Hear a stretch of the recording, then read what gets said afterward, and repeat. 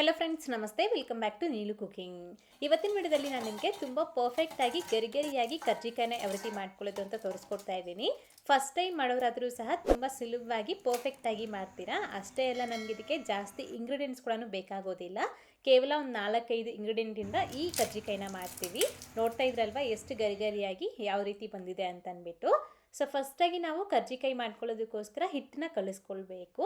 ಹಾಗಾಗಿ ಒಂದು bowl ಅಳತೆನಲ್ಲಿ 2 cup ಆಗುವಷ್ಟು ಮೈದಾ ಹಿಟ್ಟನ್ನು ಹಾಕ್ಕೊಳ್ಳಿ. ಮೈದಾ ಹಿಟ್ಟಿಗೆ 1 ಟೀ ಸ್ಪೂನ್ ಆಗುವಷ್ಟು ಎಣ್ಣೆ ಹಾಕ್ಕೊಂಡು ಚೆನ್ನಾಗಿ ಮೊದಲು ಮಿಕ್ಸ್ ಮಾಡಿ, ಮತ್ತು ಇದಕ್ಕೆ ಎಷ್ಟು ನೀರು ಬೇಕೋ ಅಷ್ಟು ನೀರನ್ನ ಸ್ವಲ್ಪ ಸ್ವಲ್ಪನೇ ಹಾಕ್ಕೊಳ್ತಾ ನಾವು ಹಿಟ್ಟನ್ನು ಚೆನ್ನಾಗಿ ಒಂದು 5-6 ನಿಮಿಷಗಳ ಕಾಲ ನಾದ್ಕೊಂಡು ಮಿಕ್ಸ್ ಮಾಡಿಕೊಳ್ಬೇಕು. ಹಾಗೆ ನಿಮ್ಗೆ ಇದು ಇನ್ನೂ ಸ್ವಲ್ಪ ಎಕ್ಸ್ಟ್ರಾ ಕ್ರಿಸ್ಪಿಯಾಗಿ ಬೇಕು ಅನ್ನೋದಾದರೆ ಇದೇ ಟೈಮ್ನಲ್ಲೇ ಸ್ವಲ್ಪ ರವೆ ಕೂಡ ಸೇರಿಸಿ ಮಿಕ್ಸ್ ಮಾಡ್ಕೊಳ್ಳಿ, ಒಂದು 2-3 ಸ್ಪೂನ್ ಆಗುವಷ್ಟು. ಹಾಗೆ ನಮಗೆ ಇನ್ನೂ ಎಕ್ಸ್ಟ್ರಾ ಕ್ರಿಸ್ಪಿಯಾಗಿ ಕರ್ಜಿಕಾಯಿ ಅನ್ನೋದು ಬರುತ್ತೆ. ನೋಡ್ಬೋದು, ಈ ಹಿಟ್ಟಿನ ಹದಕ್ಕೆ ನಾವು ಕಲಿಸ್ಕೊಳ್ಬೇಕು. ನಾವು ನಾರ್ಮಲಾಗಿ ಚಪಾತಿ ಹಿಟ್ಟು ಯಾವ ರೀತಿ ಕಲಿಸ್ಕೊಳ್ತೀವಿ, ಇದು ಕೂಡ ಅದೇ ರೀತಿ ಕಲಿಸ್ಕೊಳ್ಬೇಕಾಗತ್ತೆ. ಮೇಲ್ಗಡೆ ಸ್ವಲ್ಪ ಎಣ್ಣೆ ಹಾಕಿ ನೀಟಾಗಿ ಸವರ್ಬಿಟ್ಟು ಒಂದು ಪ್ಲೇಟ್ನ ಮುಚ್ಚಿಬಿಟ್ಟು ನಾವು ಇದನ್ನ ಪಕ್ಕಕ್ಕೆ ಇಟ್ಕೊಳ್ಳೋಣ. ಇದು ನೆನೆಯೋಷ್ಟರಲ್ಲಿ ಈಗ ನಾವು ಸ್ಟಫಿಂಗ್ನ ರೆಡಿ ಮಾಡ್ಕೊಳ್ಬೇಕು. ಫಸ್ಟು ಹಿಟ್ಟನ್ನ ಕಲಸಿ ಇಟ್ಕೊಂಬಿಡಿ. ನೆಕ್ಸ್ಟ್ ನಾವು ಈ ಸ್ಟಫಿಂಗ್ನ ರೆಡಿ ಮಾಡ್ಕೊಳ್ಳೋಣ. ಈ ರೀತಿ ಫಸ್ಟು ಒಂದು 4 ಚಿಪ್ನ ಈ ರೀತಿ ಒಣಕೊಬ್ಬರಿನ ನಾವು ತುರಿದು ಇಟ್ಕೊಳ್ಬೇಕಾಗತ್ತೆ. ಈ ಥರ ನೋಡಿ, ಈ ಥರ ತುರ್ಕೊಂಡ್ರೆ ಸಾಕಾಗತ್ತೆ. ತುಂಬ ದಪ್ಪಕ್ಕೆ ಬೇಡ, ಹಾಗೆ ತುಂಬ ಸಣ್ಣದಾಗೂ ಬೇಡ. ಈ ರೀತಿ ನಾವು ತುರ್ಕೋಬೋದು, ಅಥವಾ ನೀವು ಬೇಡ ಅಂತಂದರೆ ಮಿಕ್ಸಿ ಜಾರ್ಗೂ ಸಹ ಹಾಕ್ಕೊಳ್ಬೋದು, ಹೇಗಾದರೂ ಸರಿ. ಈ ಥರ ಇದನ್ನ ಮೆಜರ್ ಮಾಡಿಕೊಂಡು 1.5 ಕಪ್ ಆಗುವಷ್ಟು ಈ ರೀತಿ ನಾನು ಕೊಬ್ಬರಿನ ಈ ರೀತಿ ಒಂದು ಬೌಲ್ಗೆ ಹಾಕಿ ಎತ್ತಿಟ್ಕೊಂಡಿದ್ದೀನಿ. ಮತ್ತು ಈಗ ಒಂದು ಮಿಕ್ಸರ್ ಜಾರ್ನಲ್ಲಿ 1.5 ಕಪ್ ಆಗುವಷ್ಟು ಕಡಲೆಪಪ್ಪು, ಅದೇ ರೀತಿ 1.5 ಕಪ್ ಆಗುವಷ್ಟು ಬೆಲ್ಲ. ಸೊ ಬೆಲ್ಲ ಆದರೂ ಹಾಕ್ಕೋಬೋದು ಅಥವಾ ಸಕ್ಕರೆ ಆದರೂ ಹಾಕ್ಕೋಬೋದು, ಯಾವುದಾದ್ರೂ ಸರಿ. 1.5 ಕಪ್ನಷ್ಟು ಸಾಕಾಗತ್ತೆ.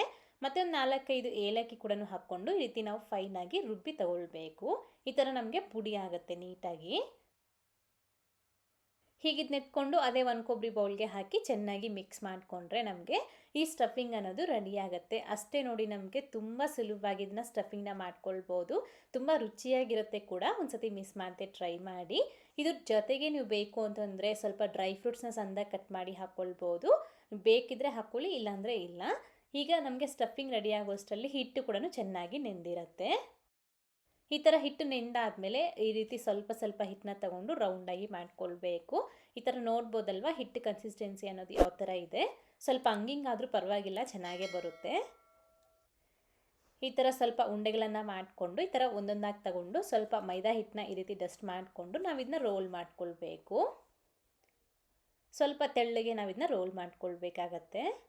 ನಾವು ಕಲಿಸ್ಕೊಂಡಿರೋ ಹಿಟ್ಟಿಗೆ ಮತ್ತು ನಾವು ಮಾಡಿರೋ ಸ್ಟಫಿಂಗ್ಗೆ ಎರಡಕ್ಕೂ ಕರೆಕ್ಟಾಗಿ ಸರಿ ಹೋಗುತ್ತೆ. ಒಂದು ಜಾಸ್ತಿ ಅಥವಾ ಒಂದು ಕಡಿಮೆ ಆಗೋದಿಲ್ಲ, ಎರಡು ಈಕ್ವಲ್ ಆಗಿ ಸರಿ ಹೋಗುತ್ತೆ. ಈ ಥರ ಒಂದು ಪೂರಿ ಸೈಜ್ಗೆ ಇದನ್ನ ಮಾಡ್ಕೊಂಬಿಟ್ಟು ಈ ಥರ ಕರ್ಜಿಕಾಯಿ ಮೌಲ್ಡ್ ಇದ್ದರೆ ಅದ್ರ ಮೇಲೆ ಈ ರೀತಿ ಹಾಕ್ಕೊಳ್ಳಿ.